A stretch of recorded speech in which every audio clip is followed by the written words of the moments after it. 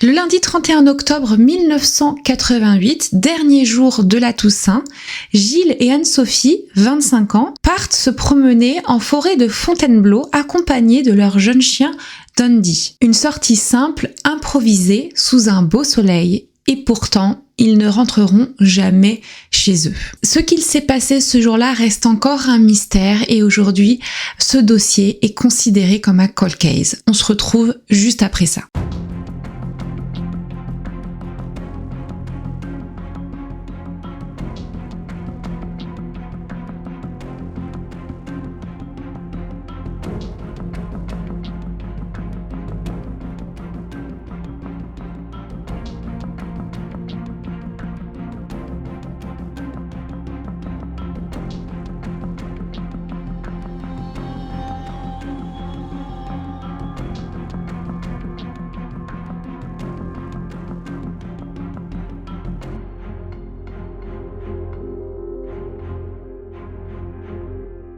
Mais avant de commencer à se plonger dans ce dossier, je vais vous parler d'un service que j'ai déjà eu l'occasion de vous présenter plusieurs fois sur cette chaîne. Il s'agit de BetterHelp qui sponsorise cette vidéo. Vous le savez, j'utilise BetterHelp depuis plusieurs mois maintenant et c'est devenu une part importante de mon équilibre quotidien. Avoir cet espace et cette régularité m'aide à remettre un peu d'ordre et de clarté dans ma vie de tous les jours. On travaille notamment sur mes fluctuations d'humeur et sur leur origine et je continue à faire ce travail avec la même thérapeute depuis le début qui d'ailleurs m'aide beaucoup, je la remercie ici même si à mon avis elle regardera pas cette vidéo. Et comme on arrive à la fin de l'année dans cette période charnière, c'est le moment généralement qu'on prend pour faire une pause intérieure et se poser les bonnes questions. Est-ce que ça va tout simplement? Qu'est-ce qui a marché cette année et qu'est-ce qui doit être amélioré? Pour moi, la thérapie fait partie de ces petits espaces calmes que je garde même au milieu du tourbillon connu de décembre. Et vous le savez, pour moi, cette fin d'année est très compliquée au niveau travail. Mais pour celles et ceux qui découvrent ce service avec cette vidéo, qu'est-ce que BetterHelp? BetterHelp, c'est une plateforme de thérapie 100% en ligne qui aide à trouver le bon thérapeute adapté à vos besoins et pas juste le premier disponible. Tout commence par un court questionnaire pour en savoir plus sur vos préférences et vos attentes. Puis, vous êtes mis en relation avec un thérapeute français certifié inscrit à l'agence régionale de santé, des psychologues cliniciens ou des psychothérapeutes qualifiés qui vous accompagnent de manière personnalisée. Vous pouvez ensuite choisir le format qui vous convient le mieux, visio, téléphone ou message écrit, ou même échanger librement entre les séances grâce à un espace d'échange en continu, pratique surtout si vous êtes en déplacement. Vous pouvez partager ce qui vous pèse sur le moment sans avoir à attendre la prochaine séance. Et si vous ressentez le besoin de changer de thérapeute, vous pouvez le faire à tout moment sans frais supplémentaires. BetterHelp, c'est aussi un engagement. Par exemple, vous pouvez faire une pause pendant les fêtes et reprendre votre suivi où vous l'aviez laissé avec le même thérapeute. Ce que j'apprécie, c'est que la plateforme vous met en relation avec un thérapeute qui est adapté à vos envies, à votre profil, à vos besoins. Évidemment, ensuite, tout repose sur une relation humaine. C'est un accompagnement continu et à votre rythme qui fait toute la différence. Je peux en certifier. C'est la première fois que je fais autant de séances sans abandonner. Si vous sentez le besoin de vous recentrer, de prendre un petit moment pour vous, pour aller mieux avant cette nouvelle année, n'hésitez pas, la thérapie peut être une des solutions. Si vous voulez tester, n'hésitez pas, je vous mets un lien ici à l'écran. Il sera aussi en description et un commentaire épinglé et il vous donne accès à 10% de réduction sur votre premier mois. Et également, vous le savez, ça soutient ma chaîne. Donc je remercie à nouveau BetterHelp d'avoir sponsorisé cette vidéo et nous, on se retrouve pour la suite de l'affaire.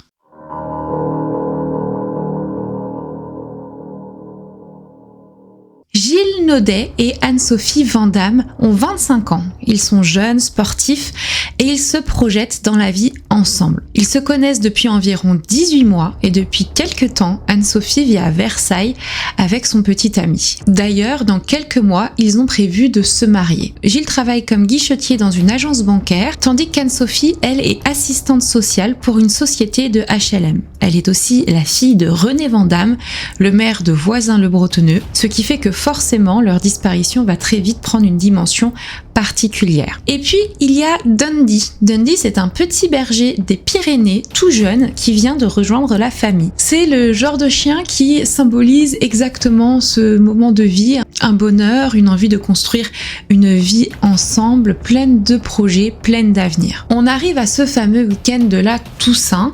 Pour fêter le dernier jour de ce long week-end, Anne-Sophie a l'idée d'aller se balader. C'était vraiment pas prévu, mais histoire simplement de prendre l'air et de profiter avec son amoureux.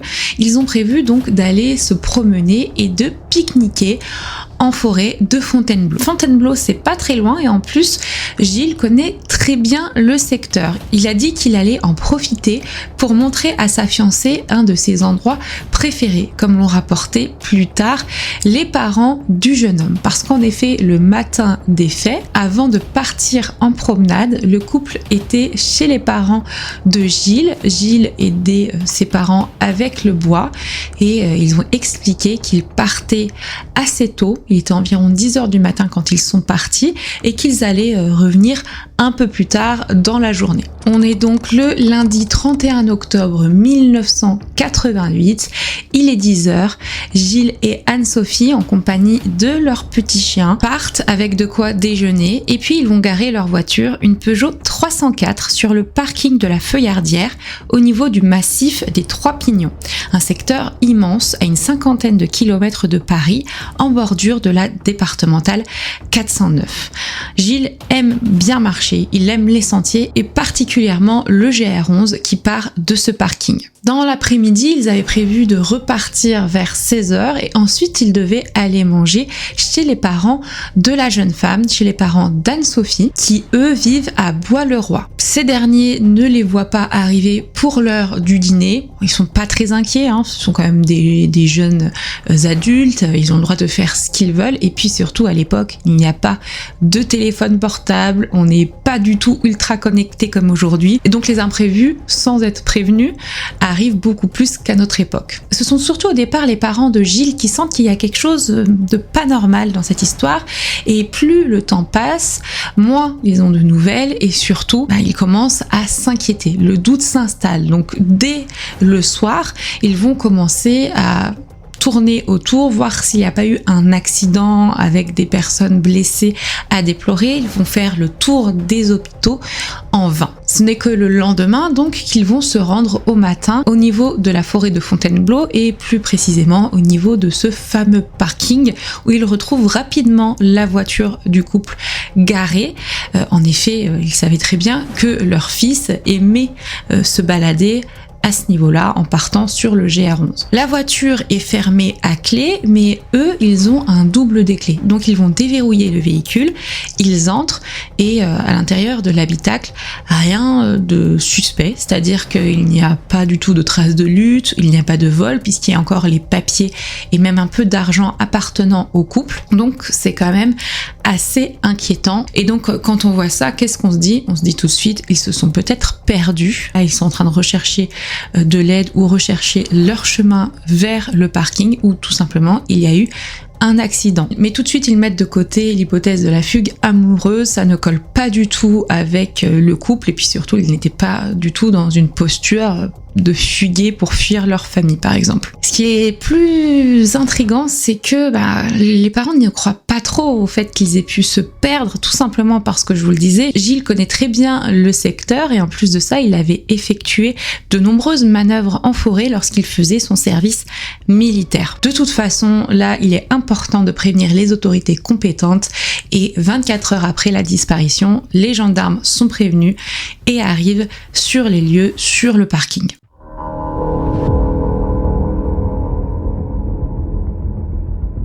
Les recherches commencent immédiatement. Le point de départ est évident, donc le GR11 qui part, je vous le disais, directement du parking.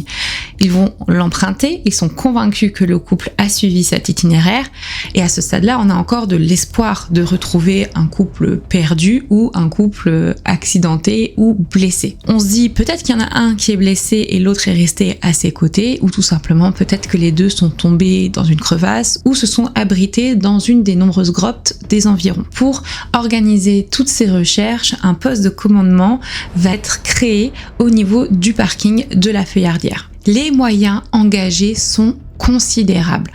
Des gendarmes venus de plusieurs brigades, des battues massives, des équipes à pied, à moto, des hélicoptères, des spéléologues et également tous les points d'eau sont vérifiés. Mais les heures passent, les jours, même les semaines et aucune trace des deux disparus et de leur chien Dundee. Donc l'enquête va au fur et à mesure s'étendre hors de la forêt. Il va falloir commencer à faire des enquêtes de voisinage, essayer de comprendre si par hasard il y a des personnes qui auraient vu ont entendu quelque chose qui pourrait aider à retrouver les disparus. On le fait en Seine-et-Marne, en Essonne, dans d'autres départements voisins. On va y avoir, donc je vous le disais, une enquête de porte à porte, également des appels à témoins qui sont lancés. Et ça ne va rien donner jusqu'à un mois après la disparition où un premier témoignage va donner un peu d'espoir. Dans l'après-midi du 31 octobre 88, il semblerait que des promeneurs aient joué avec le chien Dundee qui semblait abandonné pendant environ 1 heure et ce 3 km au sud des lieux de la disparition, près de Noisy-sur-École. Mais malgré des recherches ou des vérifications, cette piste ne donnera rien. Il y a une plainte contre X pour enlèvement et séquestration qui va être ouverte. Ça va permettre de donner un peu plus de moyens aux enquêteurs pour continuer des recherches un peu plus approfondies. Donc à ce moment-là, il va y avoir des vérifications qui vont être réalisées sur les emplois du temps des deux disparus, mais également sur leur cercle privé, leur cercle d'amis, leur cercle proche et potentiellement sur leurs activités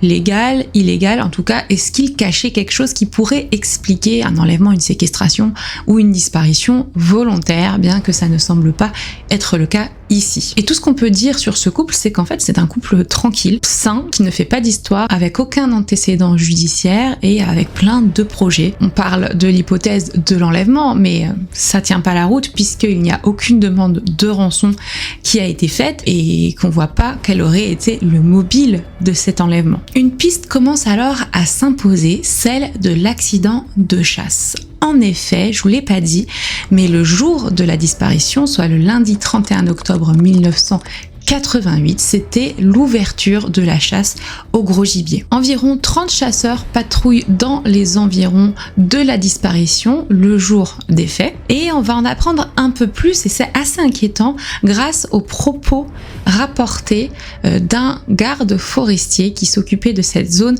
à ce moment-là. Lui, il va expliquer aux enquêteurs un détail assez glaçant. Il va dire qu'une balle de type Brenneck a traversé de part en part son véhicule, une K5, dans le massif des Trois Pignons, en bordure de la forêt de Fontainebleau, au niveau des lieux de la disparition du couple. Et il dira un peu plus tard que, je cite, ça tirait de partout. Et en effet, ça fait un peu peur, on a l'impression que les tirs n'étaient pas du tout contrôlés et qu'en fait, il fallait vraiment pas se balader ce jour-là, que ça devenait vraiment dangereux. Et donc je vous ai montré une photo de ce qu'il a montré aux enquêteurs, donc de sa portière, de son véhicule troué. Évidemment, les gendarmes vont donc interroger les chasseurs et vérifier aussi les plans de chasse de la journée. Au total, au départ, on a eu plus de 150 chasseurs qui ont été entendus et évidemment cette piste ne fait pas l'unanimité. Elle dérange et elle provoque des tensions avec le monde de la chasse. Parallèlement à ça, il n'y a pas que les chasseurs qui sont dans le viseur des gendarmes, mais il y a aussi et surtout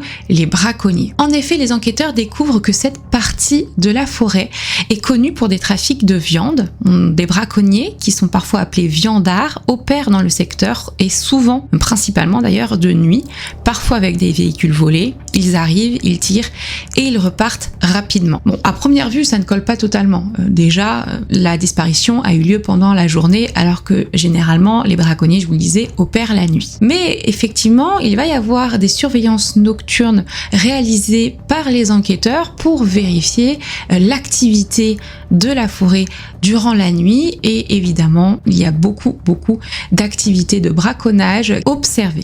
Alors en période de chasse comme hors période d'ailleurs. Mais donc je vous le disais, pourquoi est-ce que les braconniers auraient pris le risque d'agir en plein jour? Tout simplement, on était le premier jour de l'ouverture de la chasse. Le gibier est très nombreux, les chasseurs postés plus bas dans la forêt font remonter les animaux vers les hauteurs et les plaines, ce qui permet à des tireurs postés stratégiquement d'en profiter. Là, on va être plus de 2 mois après la disparition, toujours aucune trace du couple et de Dundee. Il y a assez peu de chances de les retrouver vivants.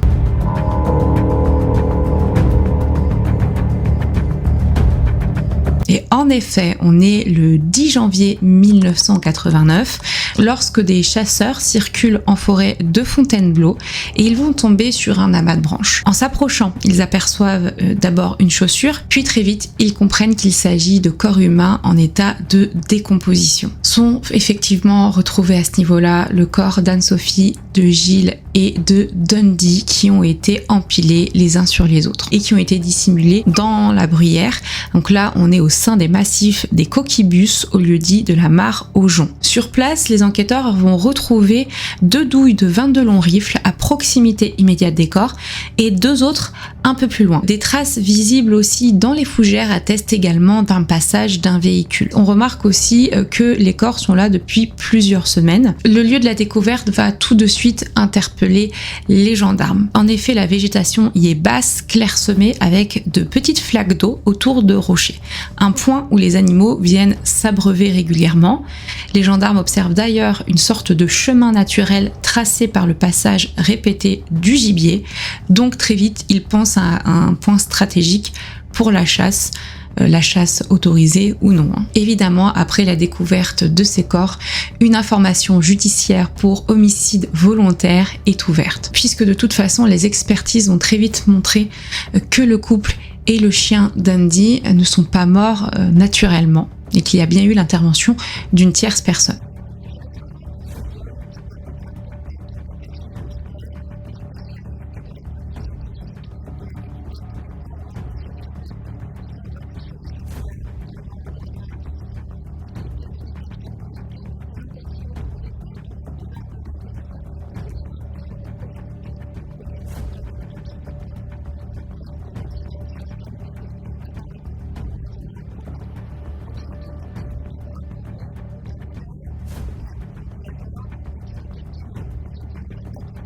Les analyses établissent que les victimes ont été abattues par plusieurs balles tirées par 2 armes différentes.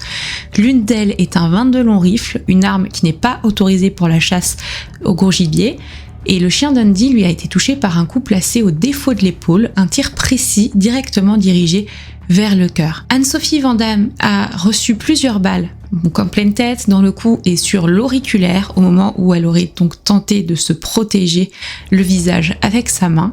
Gilles Naudet, lui, a également été exécuté de plusieurs balles dans la tête et une dans la nuque. Les experts concluent que les victimes ont d'abord été blessées par balle avant d'être achevées, exécutées à bout portant. Bon, pour celles et ceux qui ne le savent pas, bout portant, ça veut dire que l'arme touche la peau, donc c'est vraiment une exécution, quoi. C'est pas du tout accidentel. Ce qui est intéressant, c'est qu'ils ont fait des analyses au laser, et donc grâce à ce système laser, les experts reconstituent les trajectoires de tir et les résultats montrent 2 angles distincts. Donc on a 2 angles, 2 armes, donc au moins 2 tireurs qui sont responsables de la mort du couple et du chien.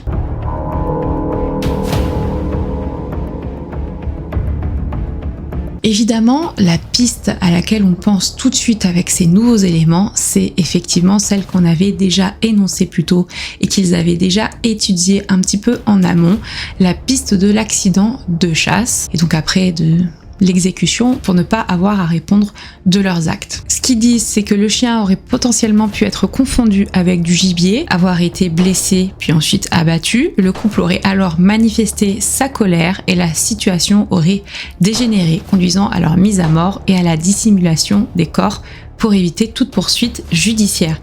D'autant plus que, je vous le disais, le coup mortel porté au chien, le coup au défaut de l'épaule, correspond à une pratique bien connue dans le milieu cynégétique. Donc là, on est plusieurs mois après la découverte des corps, le 17 mai 1989, on a à nouveau une centaine de chasseurs qui vont être entendus. Leurs âmes sont comparées aux balles retrouvées sur la scène de crime, mais aucune correspondance n'est établie. Les enquêteurs vont entreprendre un travail colossal. Ils recensent tous les détenteurs de 22 longs rifles de type unique X51 bis dans plusieurs départements autour de Fontainebleau. Plus de 13 000 armes au total ont ainsi été répertoriées avec autant de noms et d'adresses. Il s'agit d'un modèle, comme on peut le voir, extrêmement répandu, mais tous les propriétaires ont été entendus et leurs emplois du temps vérifiés, et l'arme du crime ne sera malheureusement jamais retrouvée malgré toutes ces recherches. Officiellement, je vous le disais, un chasseur ne peut pas utiliser de 22 longs rifles pour la chasse au gros gibier.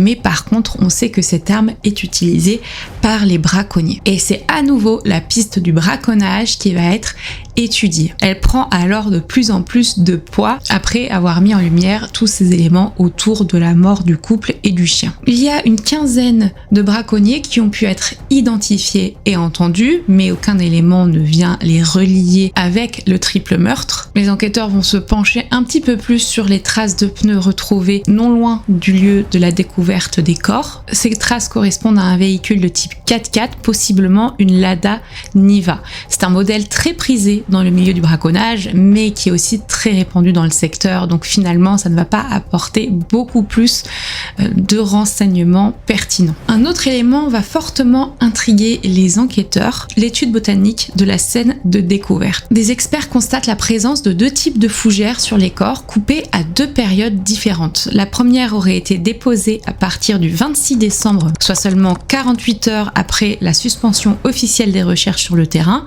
coïncidence ou non donc, et à peine 2 semaines avant la découverte des corps. Cela suggère une hypothèse lourde de sens, les corps n'auraient pas été laissés là depuis le début. Ils auraient été conservés ailleurs, hors des zones quadrillées par les gendarmes, puis déposés sur ce site une fois les recherches suspendues, lorsque le risque de découverte était moindre. Cette hypothèse est renforcée par plusieurs témoignages, notamment un journaliste qui, lors des recherches, avait accompagné les gendarmes sur ce secteur précis et même sur le lieu même de la découverte des corps, et il n'avait rien repéré. Ainsi que ce qui avait d'ailleurs été le cas pour un cavalier avec ses chiens, pour des promeneurs qui étaient venus sur place, ou encore des gendarmes avaient été qui n'avaient rien remarqué. Cela fait donc évidemment penser que les auteurs des crimes, ou en tout cas des complices, sont venus déplacer à ce niveau-là les corps et ont ensuite essayé d'améliorer au fur et à mesure du temps leur dissimulation. L'état des corps semble donc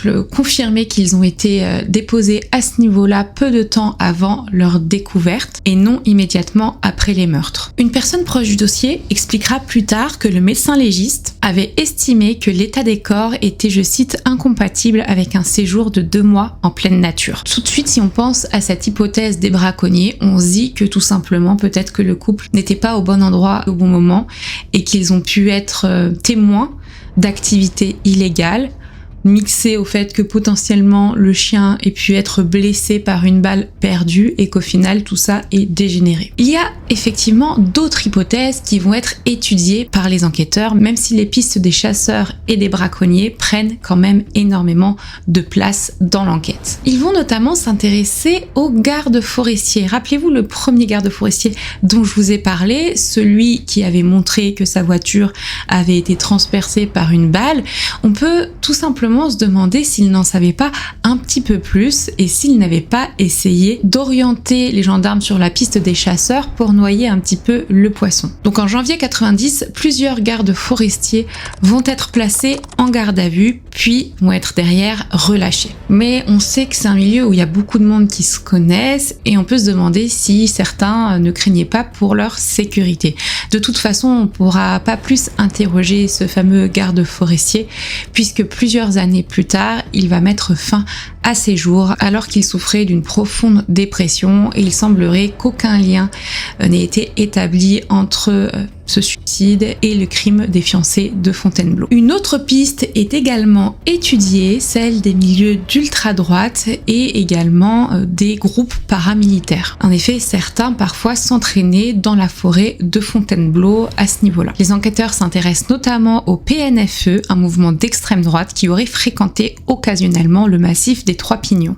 Mais là encore, on n'a aucun autre élément concret qui vient relier ces milieux d'extrême droite et aussi ces groupes paramilitaires avec le crime. En plus de ça, on n'a pas pu établir de lien ou de concordance avec l'arme du crime et également aucune preuve de leur présence sur place le jour des faits. La piste est donc abandonnée. Puis les semaines, les mois passent, malgré les efforts des enquêteurs, il n'y aura rien qui va ressortir de tout ça. Les familles sont dans l'attente, c'est vraiment horrible parce que on se dit que tout simplement les auteurs de ces meurtres sont toujours en liberté. Mais il y a une nouvelle hypothèse qui apparaît à peu près 9 ans après les faits, et là on parle d'un chauffeur routier portugais, puisqu'à ce moment-là, cet homme-là, Georges B, va être condamné, donc on est en 97, pour plusieurs meurtres commis en forêt de Fontainebleau. Ces crimes ont été commis avec un 22 long rifle, donc une des armes du crime des fiancés de Fontainebleau. Évidemment, les enquêteurs vont s'interroger, est-ce qu'il pourrait être l'auteur également de ces crimes-là? Mais lui, de son côté, Georges B va toujours nier en être l'auteur, et en plus de ça, on se demande pourquoi est-ce qu'il mentirait, puisqu'il a déjà avoué ces 3 autres meurtres pour lesquels il était soupçonné, et donc 3 ou 5, on va dire que pour lui, ça va rien changer au niveau de sa condamnation, c'est clair, mais il va toujours nier. Puis c'est vrai que les balles qui ont été retrouvées sur les corps de ces victimes à lui ne correspondent pas à celles qui ont permis de tuer Anne-Sophie, Gilles et Dundee. Cette piste va à son tour être écartée, puis on va ensuite parler d'une piste internationale. Alors celle-là, elle est, je trouve, un peu tirée par les cheveux, mais intéressante, puisqu'elle prouve que les enquêteurs ont essayé un petit peu de toucher à toutes les pistes. Gilles Naudet aurait pu en effet être confondu avec le fils du président égyptien Alaa Moubarak.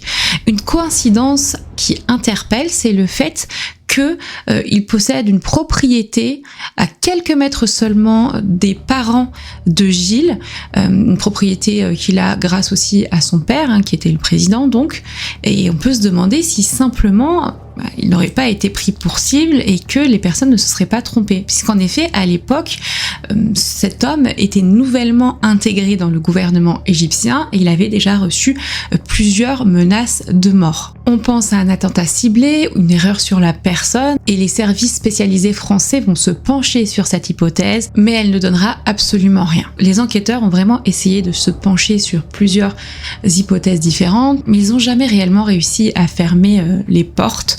Ils vont quand même demander l'avis des profilers américains. Eux, ils sont formels, ils disent que les auteurs des faits sont certainement des braconniers, que la relation entre ces braconniers est assez proche, c'est-à-dire qu'il s'agit certainement d'un père ou d'un fils ou d'un oncle ou d'un neveu.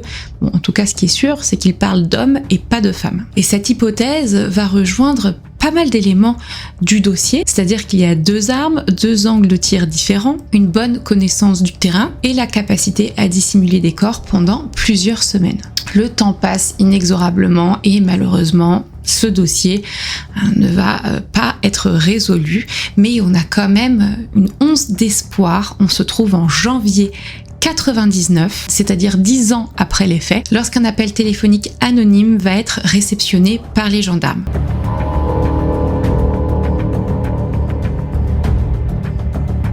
Une vieille dame aurait confié que son petit-fils pourrait être impliqué dans le drame de Fontainebleau et cette information va relancer brutalement l'enquête. En effet, le 11 février 99, un certain Cédric M, âgé de 28 ans, va être interpellé. À l'époque des faits, il était mineur, il avait 17 ans. Il s'agit de ce fameux petit-fils soupçonné. Cédric est étudiant en art, mais aussi en sciences criminelles à l'université de Montpellier. Avant cela, il a suivi des cours d'armurerie à Liège, en Belgique. Son père est également arrêté, plusieurs armes de feu sont saisies à leur domicile, et puis il y a un troisième homme, Marcel, ami proche du père, qui est interpellé dans la foulée. Alors pourquoi est-ce qu'ils sont interpellés à ce moment-là ? Tout simplement parce qu'il s'agit d'un groupe de braconniers assez connu. Et lors de leur garde à vue, c'est Cédric qui va passer aux aveux. Il va en effet reconnaître le double homicide qu'il présente d'abord comme un accident de chasse commis avec son père et Marcel. Les trois hommes vont donc être mis en examen pour homicide volontaire. Tout de suite, ce profil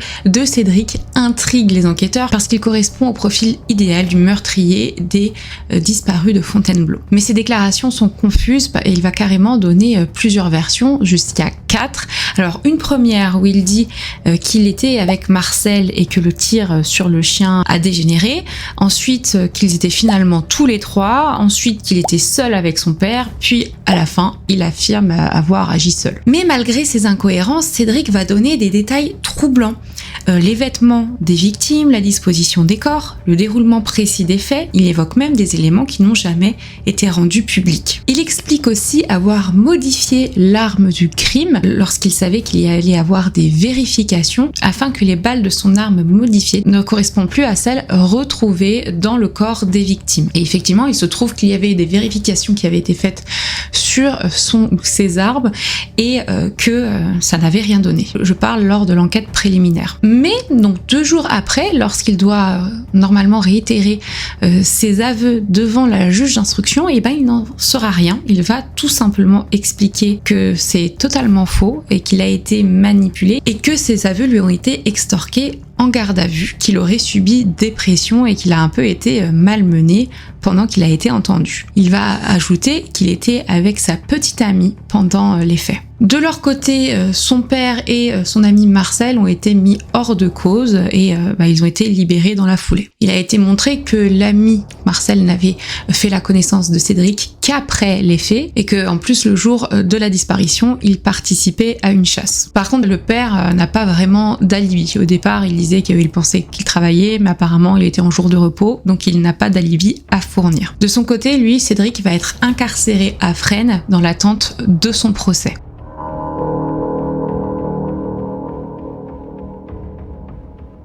Le procès de Cédric, 31 ans à ce moment-là, va s'ouvrir en novembre 2001 au palais de justice d'Évry.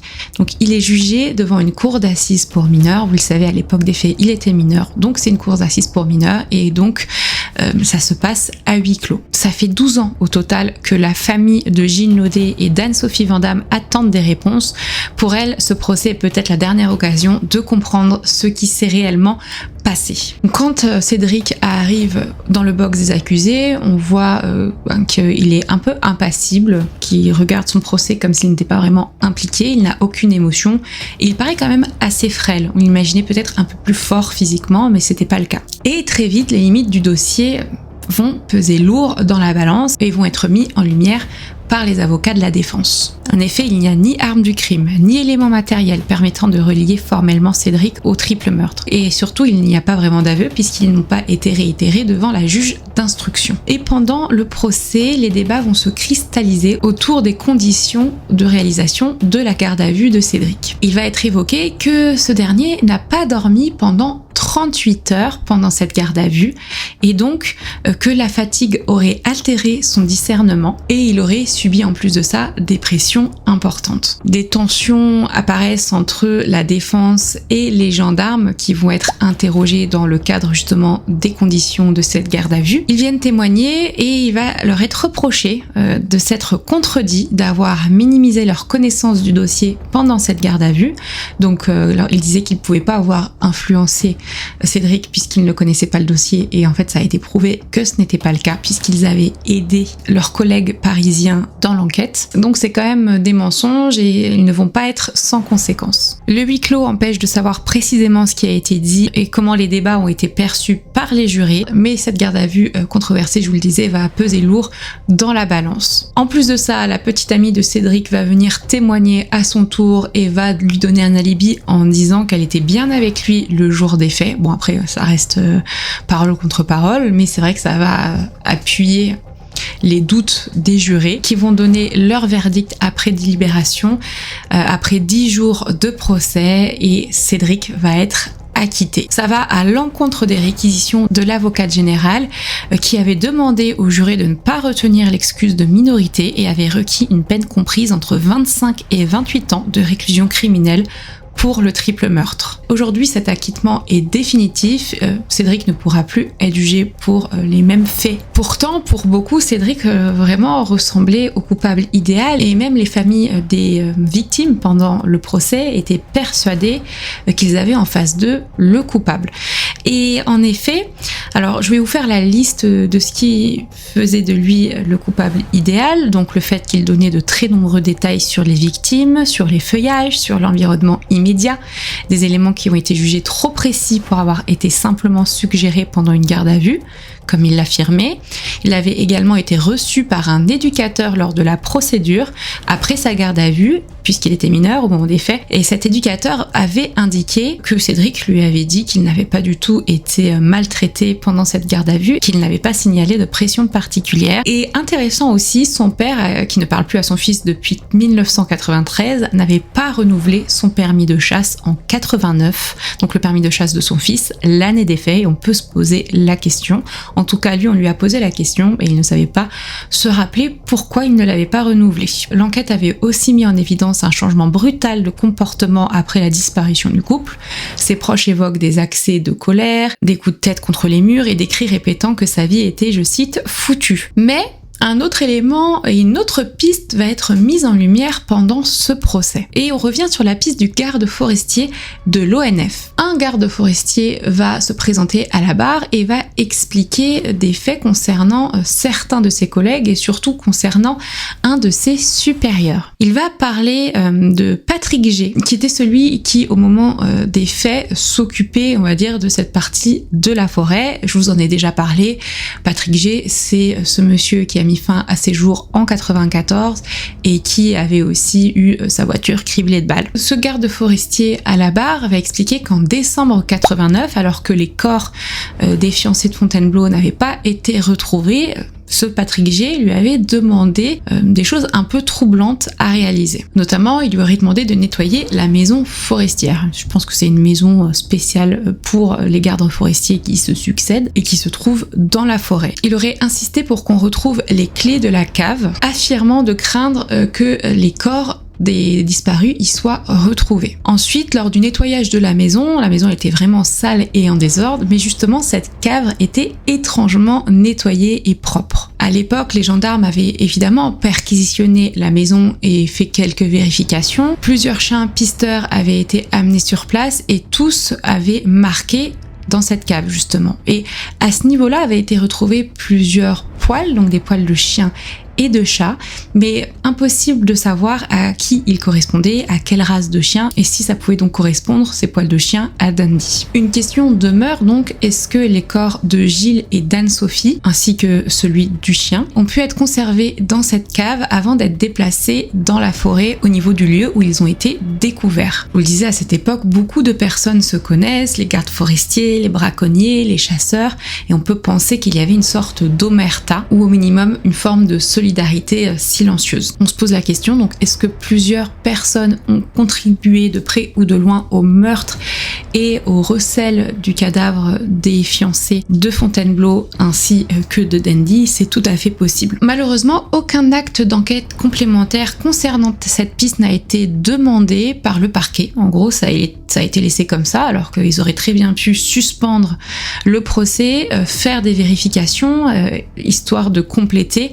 justement l'instruction. Ça n'a pas du tout été le cas. Donc le procès s'est terminé en 2001 et c'est le dernier acte d'enquête. Donc normalement, la prescription, grossièrement à l'époque, elle était de 10 ans pour un crime. Donc on peut se dire qu'on avait encore jusqu'à 2011 pour trouver des nouveaux éléments et relancer un peu l'instruction. Donc du côté des parties civiles, l'avocate avait quand même essayé de déposer une plainte contre X. Ils sont même allés en appel derrière, histoire de dire qu'elle avait tout tenté de son côté, mais ça n'a jamais été accepté. Et au final, c'est un peu resté comme ça en suspens. Le nouveau juge d'instruction de l'époque n'a demandé aucun nouvel acte d'enquête. Et donc on arrive en 2011 et l'affaire est prescrite après 10 ans, donc après le procès de 2001.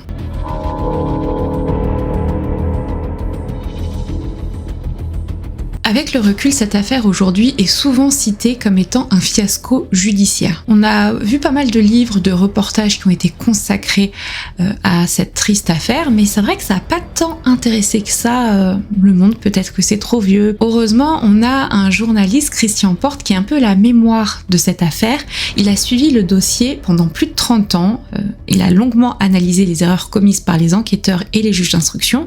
Il parle d'ailleurs d'une véritable faillite de la justice et donne d'ailleurs ce nom-là à son ouvrage, à un de ses ouvrages, puisqu'il en a sorti plusieurs. J'aime bien ce qu'il dit, je vais le citer, il explique que le crime parfait n'existe pas, il n'y a que des enquêtes imparfaites. Je vais vous faire un listing de plusieurs dysfonctionnements qui ont pu être mis en lumière dans ce dossier, que ce soit par Christian Porte ou par certains des avocats, que ce soit de la défense ou des parties civiles. Ce qui est sûr, c'est qu'au départ, les battues ont été menées sans précaution particulière, ce qui a probablement entraîné la perte ou la dégradation d'indices. On pensait au départ être face à un accident en forêt. Ensuite, on a la piste paramilitaire, notamment celle d'entraînement clandestin au tir, qui n'a jamais réellement été approfondie. Le rapport balistique a quand même été rendu seulement 8 mois plus tard, ce qui est quand même un sacré délai. Ensuite, on déplore que la garde à vue à l'époque n'ait pas été filmée. Mais de toute façon, ça se faisait pas à l'époque, mais ce qui rend effectivement impossible toute certitude sur les conditions dans lesquelles les aveux ont été recueillis. Il y a aussi un seul homme qui a été jugé, alors que l'enquête démontre la présence d'au moins 2 tireurs et que la corpulence de Cédric ne semble pas suffisante pour déplacer seuls les corps. Donc c'est vrai que ça correspond pas à la réalité, ce procès. Enfin, aucun complément d'enquête n'a été ordonné concernant la maison forestière. Et alors là, j'ai encore été assez choquée. On a des traces ADN qui sont conservées depuis l'enquête. Vous savez, à l'époque, il n'y avait pas les mêmes moyens qu'aujourd'hui. En tout cas, même jusqu'en 2011, il y avait quand même des sacrés moyens. Et elles n'ont jamais été exploitées, ces traces ADN. Évidemment, ce dossier remet en lumière cette fameuse question de la prescription. Pour moi, elle ne devrait même pas exister quand on parle de crime, quand il y a eu des morts. Je sais pas, ça me choque, je ne sais pas vous, j'imagine que oui dans les commentaires. Pourquoi prescrire ? Pourquoi permettre la prescription normalement lorsqu'il y a eu des morts? Jusqu'au bout, on devrait être capable de pouvoir rendre coupable quelqu'un qui a commis des actes aussi affreux. En effet, une fois la prescription acquise, l'action publique est éteinte. Il n'est plus possible d'engager de poursuites pénales, même si de nouveaux éléments apparaissent, même si l'auteur est identifié avec certitude. Les réformes ultérieures, celle de 2017 qui a porté la prescription de crimes à 20 ans, parce que là je vous rappelle on était quand même à 10 ans, ce qui est encore pire, ne sont pas rétroactives lorsque la prescription était déjà acquise. Donc là, c'est mort pour ce dossier, quoi. Aujourd'hui, la seule manière de poursuivre l'enquête, c'est les enquêtes journalistiques ou les documentaires pour la mémoire. Et c'est pas la première fois que je vous parle de la prescription, je vous en ai parlé, c'est encore actuel, dans le dossier de la mort de Marie-Thérèse Bonfanti, qui était une disparition jusqu'en 2023. En 2022, j'étais allée sur place faire une enquête accompagnée d'un ancien gendarme et on était même allé devant la maison de l'auteur présumé des faits qui était incarcéré à ce moment-là puisqu'il avait en effet avoué avoir tué Marie-Thérèse Bonfanti 36 ans après sa disparition. Il avait même indiqué l'emplacement du corps et grâce à cette indication, son crâne à Marie-Thérèse Bonfanti avait été retrouvé. Mais il n'est pas bête puisqu'on lui avait parlé de prescription et effectivement, aujourd'hui, l'avocat de la famille Bonfanti, maître Bernard Boulou, que j'avais interviewé dans cette vidéo, se bat pour que justement la prescription ne soit pas retenue dans ce dossier. C'est assez complexe, c'est très technique et il faut savoir que on statuera sur ce dossier-là concernant la prescription à un cours de cassation en janvier 2026. Entre-temps, Il faut savoir que l'auteur présumé des faits, donc Yves Chatin, est retourné chez lui. En tout cas, il a été remis en liberté avec un contrôle judiciaire depuis décembre 2023. Imaginez, les familles savent que c'est cet homme qui a tué et qui a dissimulé le corps, et très certainement d'ailleurs, on pense qu'il est peut-être potentiellement un tueur en série. Il est dehors, tranquillement. Imaginez l'état des familles. Moi, bref, ça sert à rien. La prescription, ça a toujours été complexe, mais je ne comprends pas. C'est vraiment inhumain pour moi. Des fois, vraiment, les lois doivent être changées. C'est archaïque. Je comprends pas du tout. On parle quand même de mort de personnes. On sait qui c'est, mais c'est pas grave. Il a jamais été arrêté à temps, donc on sait que c'est lui. Il a même dit où c'était, et puis basta, il est dehors, quoi. C'est fou quand même, je sais pas. La forêt de Fontainebleau, vaste et mystérieuse, a été le théâtre de pas mal de mystères et de nombreuses disparitions. Parmi elles, une que j'avais beaucoup suivie, alors à distance quand même, de Ling Dian Zhang. Elle avait disparu à 25 ans, le 16 janvier 2024. Puis malheureusement, ses ossements ont été retrouvés quelques mois plus tard par un garde forestier.